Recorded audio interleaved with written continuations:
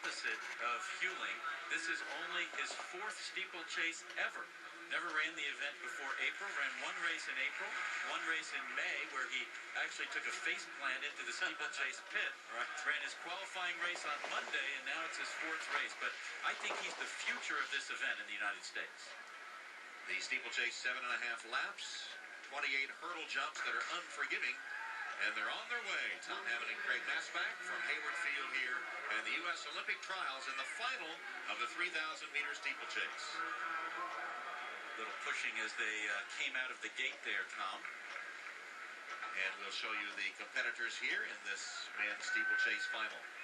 14 people in the race, so if the pace goes slowly, it's going to be very crowded. One of the things you want to do in the steeplechase is have a clear view of that barrier as it comes up. You know, you call it a hurdle, Tom, but I call it more of a barrier, because if you hit that thing, it's not going anywhere. You're going somewhere. Well, what does it take to be a good steeplechaser? Well, steeplechasers, in my view, are some of the best all-around runners, certainly in middle distance and distance running, because they've got to be able to adjust on the fly. They're constantly starting and stopping in their race, and they've got to be strong. Every time you go over one of these hurdles, and particularly the water jump that we'll have coming up, it's sort of like a body blow. You've got to absorb that and then move back into a comfortable stride. Ben Bruce is the early leader. Donn Cabral is second. Augustus Mayo is third as they come to the water jump. Interesting to see Donn Cabral up in the front, one of the youngest athletes in the competition. He's the NCAA champion from Princeton this year. Began the year as an 8:30 steeplechaser, but is currently the fastest American at 8:19. Of course, the other part of the formula to make it to London is to achieve the London A standard, which is 8:23.10, and there are the men in the field that have achieved that A standard. We'll keep an eye on the time and see whether that becomes a factor. I think it's most likely that 3 guys with the A standard are going to be in the first 3 places, but if we see something else happening, certainly we'll talk about that. Ben Bruce is still your leader, with Donn Cabral in second place. Evan Jager is right there on the heels of Bruce, vying for second and third with Cabral. Dan Huling is back there, and then Corey Leslie as the water jump leads for the second time. And as they continue their run here in the men's 3,000-meter steeplechase, let's go to Dwight for a field update. Tom, men's triple jump qualifying going on just before the rain was really starting. This is the world champion, Christian Taylor, formerly of the University of Florida. A nice little breeze at his back. Hits the board very nicely and stretches out to 56.8 in his first and only jump of qualifying. That could be enough to win the competition on Saturday. And this is his former Florida teammate, Will Clay, who finished third at last year's World Championships in the triple jump and then went on to win the World Indoor title in March. Checking up at the board a little bit, he had trouble on his first attempt and then easily qualified on his second round, 55, 1.5. There are your 5 key qualifiers for Saturday's men's triple jump final. Tom? All right, so Billy Nelson now out there. Dan Huling is joining him. Evan Jager. Billy Nelson as they come over the water jump once again. Nelson really made a bold move to go into the front, and I'm not surprised. Nelson is a veteran.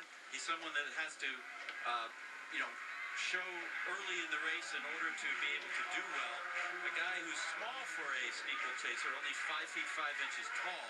In fact, when he was young, Tommy dreamed of being a jockey.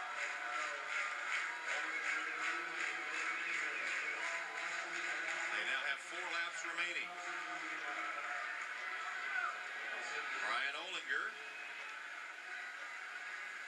in front, with Dan Huling in second place, and Jager is in third. Olinger also works with Robert Gary, the coach of Dan Huling. I know that Huling is interested in having it be an honest race, a pace that they were not following in the beginning of the race. It's now picked up, certainly, and that's why the field is spread out just a little bit. So Brian Olinger Dan Huling, Evan Jager, Corey Leslie joins them. He's one of those that needs to achieve the A standard. He's in the all red. And now charges up into third place over the water jump. Look at how comfortable in second place Evan Jager is. When you think about the fact that it's only his fourth steeplechase, but he's such a great runner. This is a guy who's run a 3:54 mile. He's run for the United States in the World Championships in the 5,000 meters. I don't think the U.S. has had a steeplechaser with as good running talent since maybe John Gregor, who himself was a 3:51 miler and was also an Olympian. And of course, no matter who comprises the U.S. team, they'll be up against him in London in an event that's been absolutely dominated by runners from Kenya. Well, if you look at these statistics here, 9 of the last Olympic gold medals, the only reason it's not 11 of 11 is because Kenya boycotted 2 of those Olympics. Kenyan-born athletes winning the last 11 world championships, and they've set an incredible standard in this event. You could say that the U.S. had similar domination in hurdle events and certain other events in track and field, but this is as much of a national sport in Kenya as anything else. Dan Huling and Evan Jager continue to run 1-2. Kyle Alcorn has joined the leaders. Donn Cabral continues to hold a spot up there. As Huling and Jager now leading the way with just 2 laps remaining. And those two really have started to pull away a bit. The others are struggling to keep them close. Alcorn is third, Cabral is fourth, Donnie Cowart is fifth, Corey Leslie is sixth. But Huling and Jager, as Greg said, starting to open up a little distance. And Alcorn trying to hold second as Cabral moves alongside to challenge him. Huling said he didn't want to let it go slow. He didn't want to be out-kicked by Jager. No one really knows what Jager has. The race in May where he fell into the water pit, he was in the lead and he tried to do something that usually only the Kenyans do. He tried to hurdle the water jump, and he hooked a leg and fell face first. Now he's into the lead. He'll have to clear look at the hurdles. He'll be able to run for home when they come up this straightaway with 1 lap to go. So with 1 lap to go, it looks like 4 runners for 3 Olympic spots. The top 4 all have the A standard.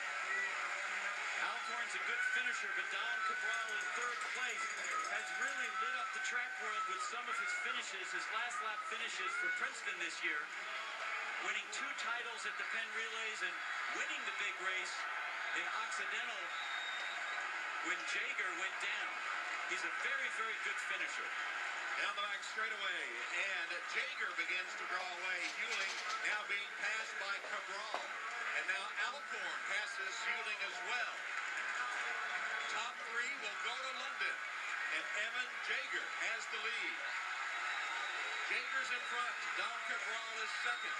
Kyle Alcorn is third, and Huling has dropped back.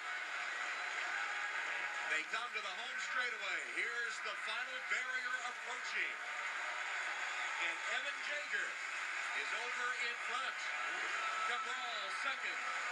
Alcorn third. With the finish line approaching. Jager does win it.